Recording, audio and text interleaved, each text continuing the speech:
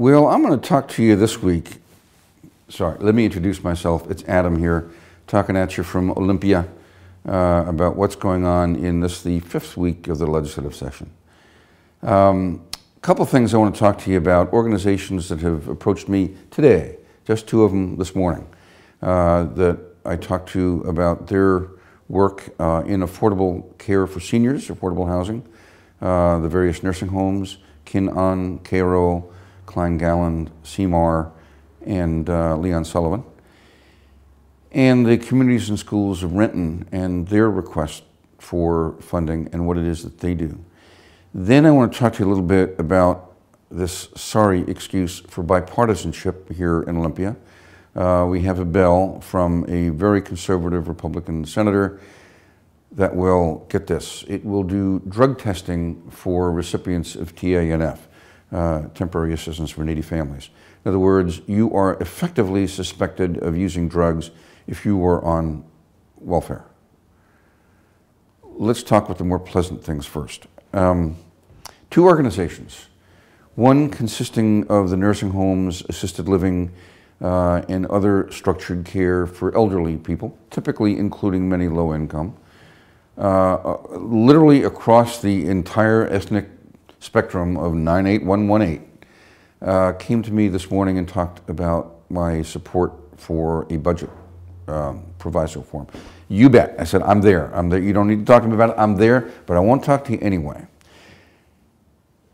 Later this morning, I heard from communities and schools of Renton, and there's a statewide communities and schools movement. These are people, volunteers. Volunteers, they're not getting paid for this. The money we're going to appropriate isn't for paychecks. It's for supplies and food and clothing and shelter, which is what they provide for otherwise homeless and distressed kids, to keep them in school, to keep them learning. Here we are, a group of people concerned about seniors, a class of people very, very vulnerable, and other people concerned about the lives of our school kids, especially those who are most at risk of dropping out. They both need money, and I'm, in both counts, way more than happy to put that on my list of asks for the capital and operating budget. You bet, I'm there. And I told them, I'm willing to go to the state treasury and ask that it be used for these functions of government that are important to you and to the elders and the kids that you serve. And a lot of other functions of government, you know me. But I gotta know that you're also going around in this legislative process asking for the revenues that provide this money. Because if you're not, you're in the position of saying, I want money for a very good purpose, but I want money and I'm not gonna help you get it. If you want money, and if you're, I'm talking to you, if your organization or group functions around a part of our state budget, a function of government that we fund, and you believe it needs to be better funded, come to Olympia, ask us for the money. You'll likely find a yes vote right here. But you've got to come help us get that money. That tax money is what supports your function of government, just like it does these two that I talked to today. Anyway, you get the message. I don't need to talk to you anymore about that. You know what I'm talking about. Let me talk to you about this other thing now from a very conservative Republican colleague of ours. To require drug testing as a condition of receiving TANF. TANF, Temporary Assistance for Needy Families, is for families that have kids under 18 and who, for a variety of reasons, can't find work that is the one or two person household, it can be either, is unemployed, and you can bet why. In this unemployment situation we have, we're still nationally at 7.8%. That's an improvement. Statewide, we're a little bit better than that, 7.6 or 7.7.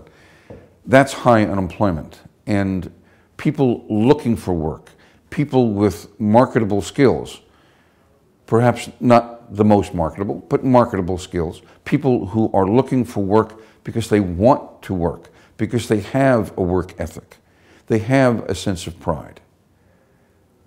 There are neighbors, our family members, people that we look up to, as well as people that we see as peers. And they are temporarily in a box. And we're going to test them for drugs? We're going to assume that there's some predisposition they have to take drugs? Or we're going to presume that because of the people they live around, somehow drugs have this kind of osmosis? What is it precisely? I need to get this colleague to articulate that. I know what it is when it comes out of his or her mouth. It's a sense that the poor are a lower class of being. The poor are somehow the enemy. They're some kind of leech on society. It's a hateful attitude. In large part, it's race-driven. It is largely misogynistic. Those are women he's talking about. Many, not all. I don't get this. This is the year of our Lord 2013. I thought we were better than that. I believe that this is the result of the so-called bipartisanship in the Senate, which is not bipartisan in any way, shape, or form. You get it. We're talking about abortion, incidentally, bills filed by the same member. And now we're talking about drug testing for welfare recipients, as temporary as they are.